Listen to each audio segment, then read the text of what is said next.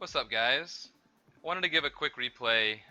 This was just a high percentage 2-star is what this was, but I think that that's kind of important a lot of the time for Town Hall 10s attacking up Town Hall 11 and wherever. But a lot of times those high percentage 2-stars are important. We actually just finished a war with Cold September and lost a percentage, so we know all about that right now. Very frustrating to lose 2 percentage. So when you're going for 2-star, make sure to go for all the 2-stars. Also, it's good to know if you're going to be able to go back and hit it. It's good to know how the pathing is for a certain strategy. So if you're thinking, maybe I'll do a queen walk this way, um, and then whatever is the back end, you can use that for your 2-star and be able to still get a good scout and also a 2-star, right? So you actually can work on pathing and things like that in your 2-star attempt. But anyway, I'm going to show this attack. Basically, what I'm going to do is queen walk up the entire east side or north side up there, northeast side, and it basically it works because everything is buttered up together right there. So as you can see, there's no space between the buildings on the edge right there. If there had been one space, she would have never walked that line. She would have gotten stuck on a wall, she would have tried to break in, and she would never made it all the way up. But since they are directly butted up against each other, she'll continue walking all day. Quite nice for her to, to know that's going to happen. Typically, if it's only one defense away, I don't ever try it. Or sorry, one space away, one tile. If it's 2 tiles, then it's okay. But if it's one, it always seems to happen that she's gonna have trouble. So that's one thing to work or to think about when you're planning your queen walks is, hey, is my queen gonna hit the wall? So basically, I'm just gonna come around. I'm gonna wall break her into that wall compartment up in the north, as you'll see.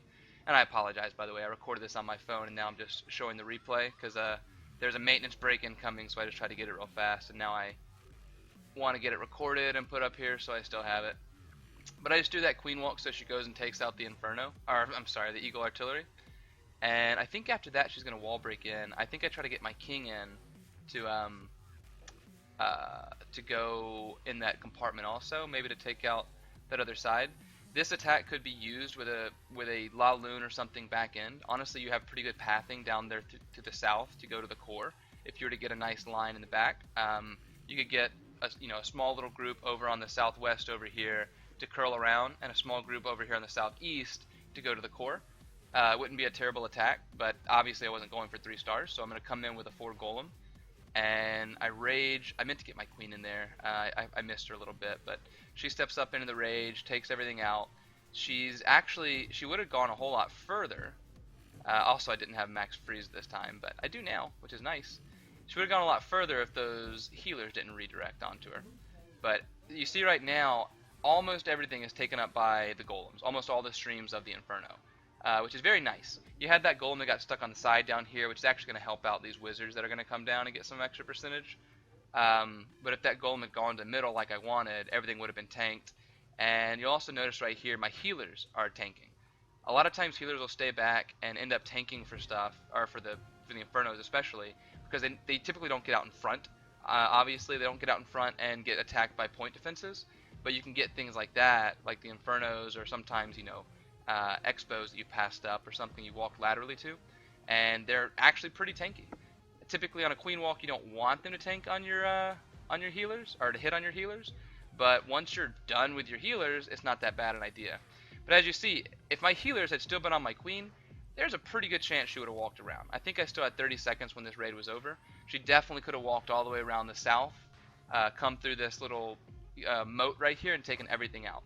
Obviously, it would have been huge luck. Don't get me wrong, but it was a good attack. I liked it, and it was just a good example of a high percentage 2-star that I threw down. And yeah, as we see more of the Eagle Artillery,